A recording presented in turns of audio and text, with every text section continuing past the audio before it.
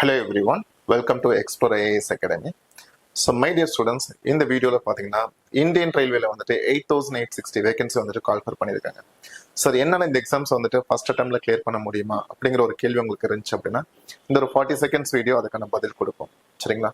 இப்போ என்ன அட்வான்டேஜ் பார்க்கும்போது அரௌண்ட் 8860 வேகன்சி கால் ஃபர் பண்ணிருக்காங்க. இதுக்கு நீங்க ஒரு 12th இல்ல ஒரு டிகிரி பாஸ் பண்ணியிருந்தா போதும். உங்களோட ஏஜ் வந்துட்டு 18 கம்ப்ளீட்டா இருந்தா போதும். மேக்ஸிமம் 33 வரைக்கும் நீங்க எழுத முடியும். ஓகே, இதுல ரொம்ப முக்கியமான விஷயம், இந்த எக்ஸாம்ஸ்க்கு வந்துட்டு இங்கிலீஷ்ங்கிற சப்ஜெக்டே கிடையாது. அதே மாதிரி இந்த எக்ஸாம்ஸ் வந்து நீங்க தமிழ்ல எழுத முடியும். இது வந்துட்டு இன்டர்வியூ நீங்க அட்டன் பண்ண வேணாம். இது ஒரு நான் இன்டர்வியூ போஸ்ட் தான். சரிங்களா? ஃபர்ஸ்ட் ப்ரிலிமினரின்னு சொல்லுவாங்க, அதாவது CBT1 computer based test, just like that online exam தான். அது ஒரு 100 மார்க் இருக்கும். அதுல தமிழ்நாட்டுக்கு ஒரு கட் ஆஃப் செட் பண்ணுவாங்க. அது ஒன்ஸ் கிராக் பண்ணி போனதுக்கு அப்புறம் அதுக்கு ஈக்குவலா ஸ்கோர் பண்ணதுக்கு அப்புறம் CBT2 நீங்க எழுதுற மாதிரி இருக்கும். அது ஒரு 120.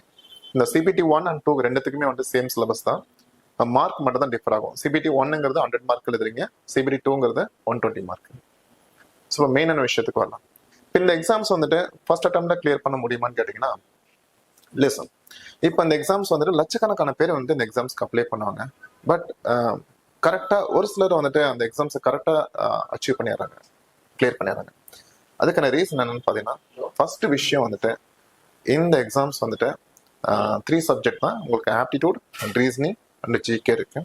இந்த எக்ஸாம்ஸ் வந்து ரெண்டமே ஏதோ ஒரு புக் வாங்கி படிக்கிறதுனாலையும் ரெண்டமே ஏதோ ஒரு வீடியோ பார்க்கறதுனாலும் நம்ம கிளியர் பண்ண முடியாது. ஒரு விஷயத்த வந்துட்டு ஜஸ்ட் லைக் தட் ஒரு மெமரைஸ் பண்ணாம வந்துட்டு கொஞ்சம் அனலைஸ் பண்ணி படிக்கிற மாதிரி இருக்கணும்னு சொல்லுவாங்க. ஒரு நார்மல் ஸ்டூடெண்ட்ஸ்க்கும் ஒரு டாப்பர்ஸ்க்கும் என்ன ஒரு வித்தியாசம் பார்த்தீங்கன்னா, நார்மல் ஸ்டூடெண்ட்ஸ் வந்துட்டு ஜஸ்ட் அதில் என்ன இருக்கோ அதை மட்டும் அப்படியே மெமரைஸ் பண்ணிட்டு போய் எழுதிட்டு வருவாங்க. பட் ஒரு டாப்பர்ஸ் பாயிண்ட் ஆஃப் வியூல பார்க்கும்போது ஜஸ்ட் அவங்க இப்போ ஒரு ஆப்டிடியூட் கொஸ்டின்ஸ் எடுத்தீங்க பார்த்தீங்கன்னா அவங்க வந்துட்டு ப்ராப்பராக அந்த கான்செப்ட் ஓரியன்டா அப்ரோச் பண்ணுவாங்கன்னு சொல்லுவாங்க.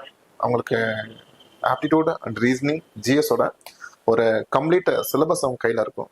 அந்த சிலபஸ் வந்துட்டு ப்ரிலிமினரிக்கு மெயின்ஸ்க்கு அதை கம்ப்ளீட் பண்ணுறதுக்கான ஒரு ப்ராப்பரான ஸ்டடி பிளான் இருக்கும்.